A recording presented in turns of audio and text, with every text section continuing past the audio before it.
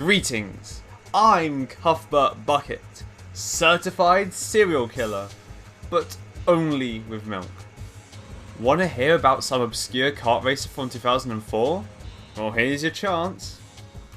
While it's certainly not the best game ever made, certain design decisions that went into Moorhuhn Kart 2 are rather interesting, making the game one of the best single player karting games and might make it intriguing enough for you to give it a go. However, there's a strange blockade to talking about this game, and that's what version you're trying to get. There are 1, 2, 3, 4, 5, 6, 7 versions of this game. Only 4 are good, and they're all the Windows XP disc ones. I feel that no one watching this video is going to get this game, but I want to specify the versions that are good. What you're looking for is one of the ones that's on a disc for computers. Which version you'll likely get depends on where you live. I mean, there's no region locking, but you really don't want to be paying extra for postage on Moorhuhn Kart 2, do you? If you live in Europe, especially close to or in Germany, Moorhuhn Kart 2 is not hard to find. You have 2 options open to you. You can get the standalone game, or this mega pack of Moorhuhn games that contains it. Moorhuhn Complete 23. Yes, that's 22 other games that aren't Moorhuhn Kart 2 on there. If you live in the UK, things get a little different. The game's called Crazy Chicken Kart 2, and it's in English. Should cost you around £5. The title screen for the game, despite the box, still says Moorhuhn Kart 2, which is why I personally call it that. If you live in the USA, and you're not going to believe this, if you live in the US, the game is called Chicken Hunter License to Grill The Great Poultry Race. I wonder why nobody bought this. There are also a few different multi-packs that have the game from different regions that I won't get into. Like this one, for instance, which just so happens to be called the License to Grill Collection, and it's £5 on Amazon UK. Actually, I'd recommend this one for approaching too. That game's quite good. I think I'll save that one for a short video in the future. But look, enough! Why the hell might someone buy this game anyway? It looks like a shitty Mario Kart clone! Well, my friend, you could be buying this game because I think there's a few small things this game does that newer kart racers could really learn from. This is going to be one tough sell, especially as I spent most of this intro segment telling you only 4 versions of the game are actually good. But nobody else is going to do this!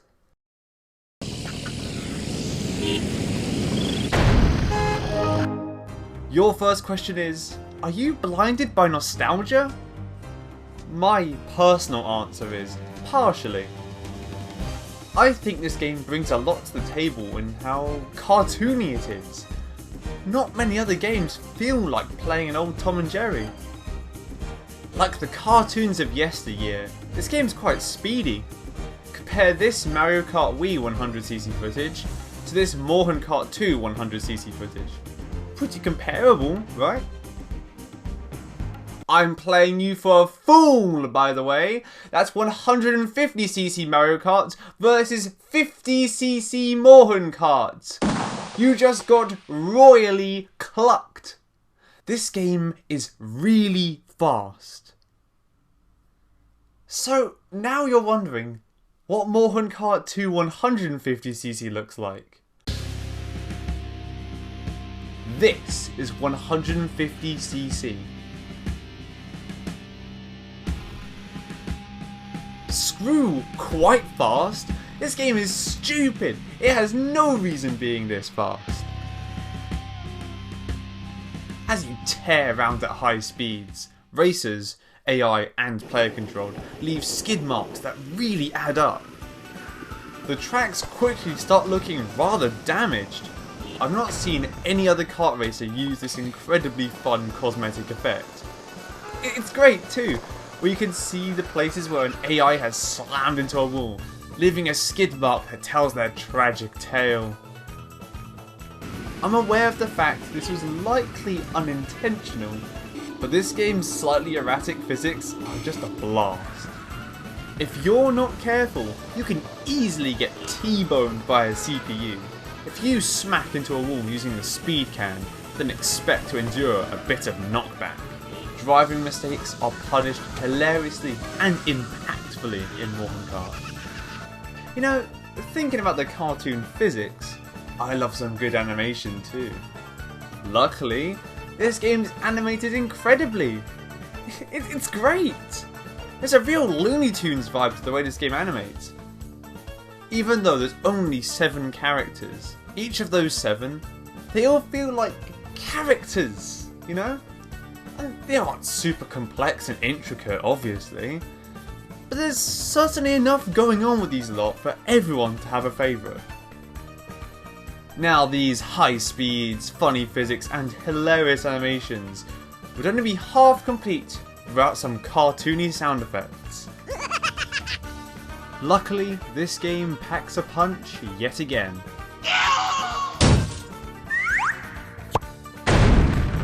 With some loud and some quiet sound effects, some of which have even been used in this video. The items in this game with the animation and sound effects combined make them really feel like they do some damage. I've talked about the fun things this game does, but let's talk a bit about one of the most hotly contested things about the game.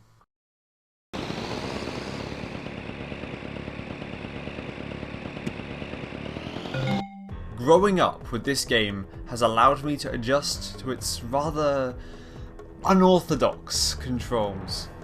There's no drifting, and you play this racing game with a keyboard. They managed to make it work with a system where, depending on how fast you tap or whether you just hold, changes how far they turn the wheel. Tapping really fast means you turn a tiny bit. Holding down means you turn the most. The game controls really well once you get used to this, and getting it down is just satisfying as anything. However, because people don't want to actually learn new controls and want everything to play just like Mario Kart, people just say the controls suck and move on. It's a shame. Also, unlike Mario Kart, this game's controls require you to brake sometimes when going around a bend, which was literally unheard of until Mario Kart 8's 200cc mode. Getting past these weird controls leads to a game that barely resembles other games with the word kart in the title. Beyond the fun cartoon feel, beyond my potential nostalgic connection to Moorhuhn, beyond the wizardry that leads to this game still working perfectly on Windows 10, I truly believe that this game's gameplay, even today, is still as unique and fun as it was back in 2004.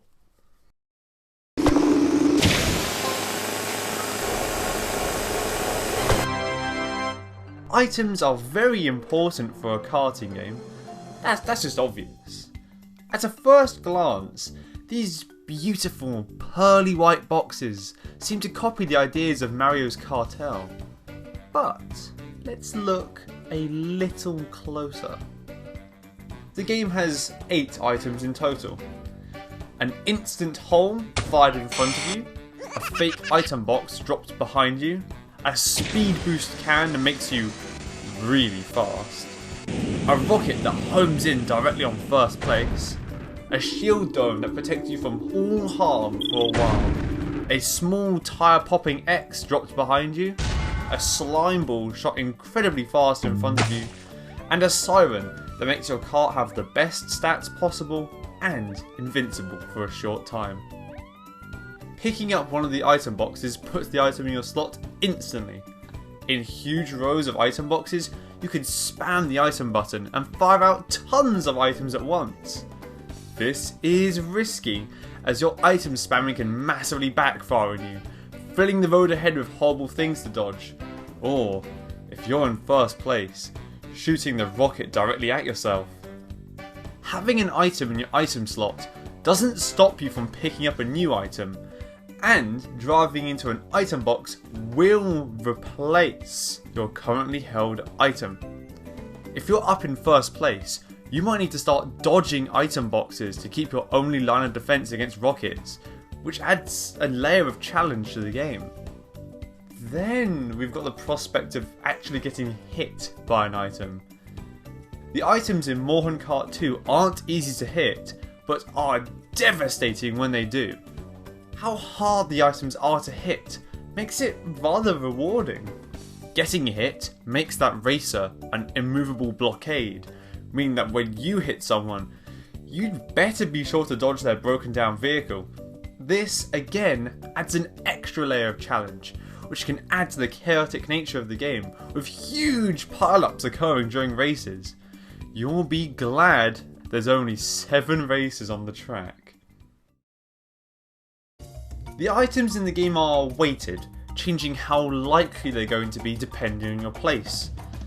But they're never fully removed from the item pool, which, as you can imagine, is hilarious. But also means you're not likely to get a speed can in first place and go even further ahead of the competition. The first place seeking missile only has a certain amount of fuel. Rather than just giving up and taking the hit, this encourages you to keep going and rewards the more skilled players. It's awesome to hear that noise. Using an item disables active item effects, such as the shield. This means that having an effect means you have to sacrifice your ability to attack. So what does all this do for the game? Firstly, making the items hard to hit means there's not items constantly 24/7 heading at you, and makes using one right more rewarding. The items also make front running way more fun than every other karting game, as you're in a lot of danger. The only tracking item in the game goes exclusively for you, and your lines of defense leave you unable to use any other items. Let's talk track design. Across the 8 tracks in the game, there are a few design elements that I think stand out. One of which is how they do shortcuts. Now, in my gameplay, I purposely don't use a single one because I want you to figure them out for yourself. Or look up a video about them, doesn't matter. But the main thing with Moorhuhn Kart's shortcuts is they're genius and very secretive. You have to explore the racetrack a little bit to find them. But once you do, well, it's easy to use. You don't need any items to use them. But they're awkward to go through as they put objects in the way that you have to dodge. Equally, nearly all of the shortcuts don't contain item boxes where the normal paths would. So taking a shortcut is a give and take. You give up the opportunity for an item and a simpler path to take a higher speed path, but only if you get it right.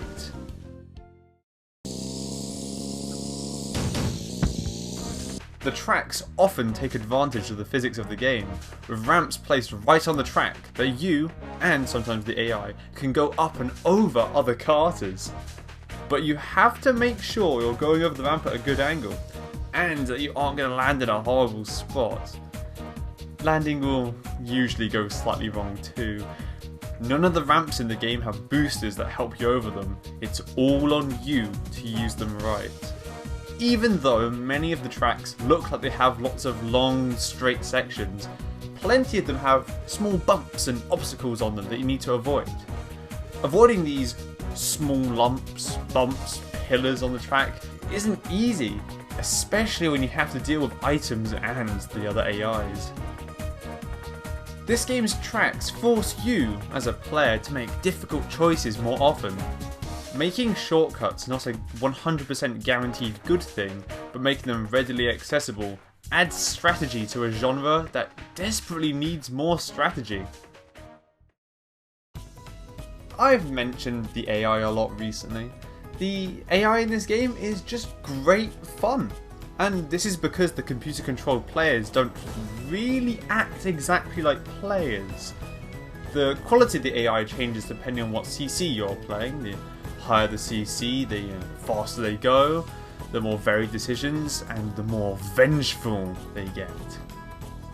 The CPUs don't drive perfectly, averagely, and carefully. They bash into each other, and you. They drive like they're all trying to destroy each other, and you're just one of the targets. You will be really fucking glad there's only 7 people on the track at once.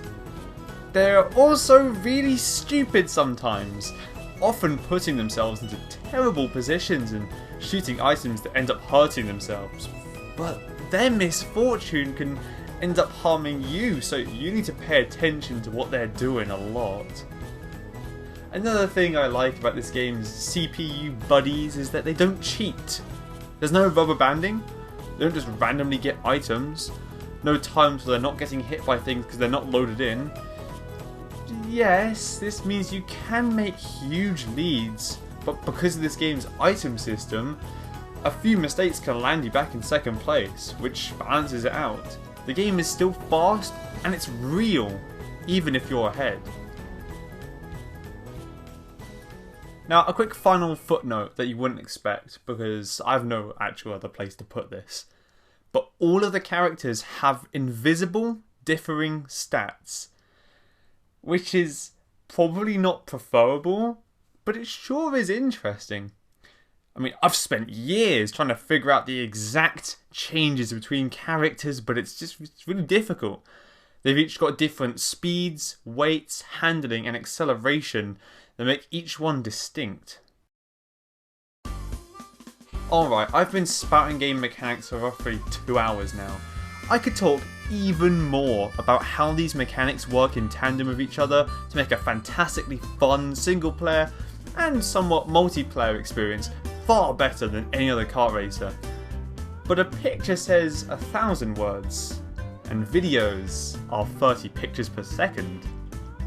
I decided to record my 150cc footage with some live commentary.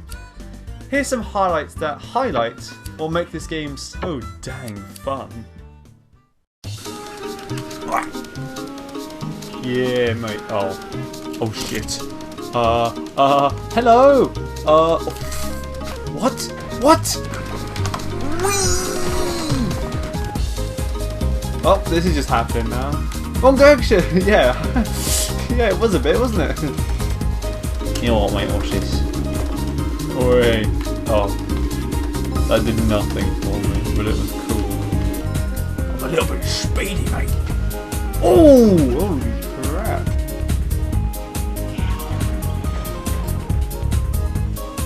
Oh my god. Oh no. The rockets can be a bit funky sometimes, let's just say. Amazingly good. Oh, first place is in a bit of a pickle. Do you know why? I'm a bit smart. Bit of a smarty pants, mate. Bit of a smarty pants, mate. Oh, I've got to say in seconds. So oh, fuck. And this happens. A neat pirouette.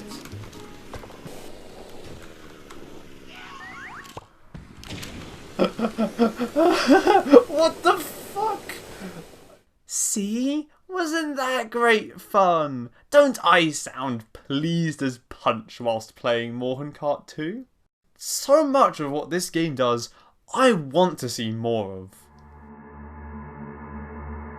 However, this video now has one more thing to do, and I don't want this to take too long. It's time to talk about Moorhuhn Kart 2's other versions, and how they represent the probable fate of the entire Moorhuhn series.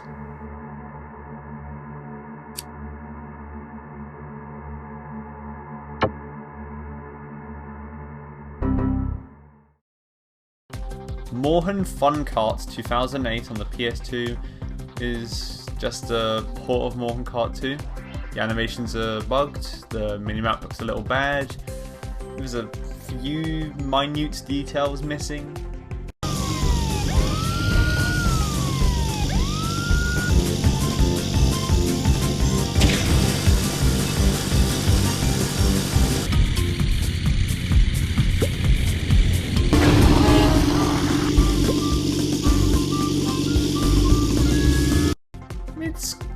close to Moorhuhn Kart 2, but it's just not quite.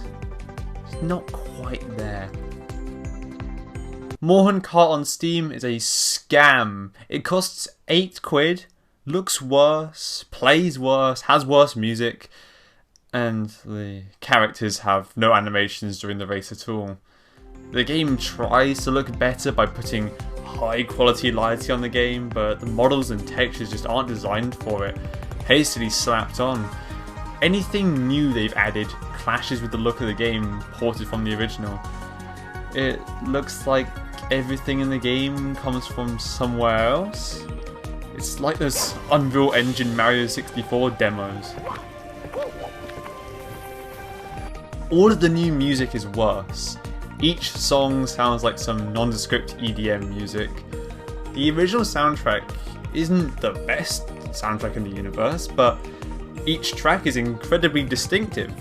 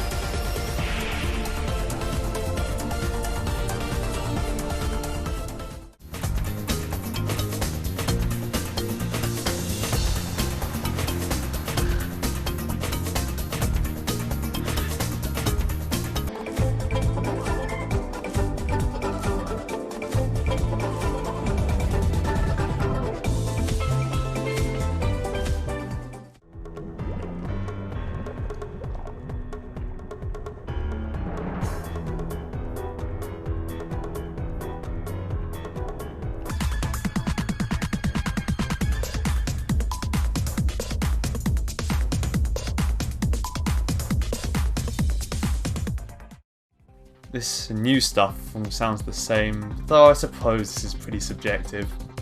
There's only one difficulty, which is a 50cc equivalent. And worse yet, they've added a bunch of items that remove the great item balance, such as one that hits everyone on the track at once. God. The whole thing is horrible.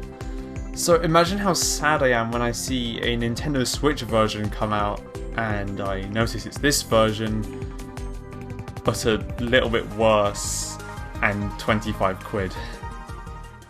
God, I am done talking about these other versions. Truth be told, there hasn't actually been a good Moorhuhn game since about 2009. The series is as good as dead. Do you know why I never talk about Moorhuhn Kart 3? Because it's got the same main problems as the Nintendo Switch version of Moorhuhn Kart 2. No passion behind it at all.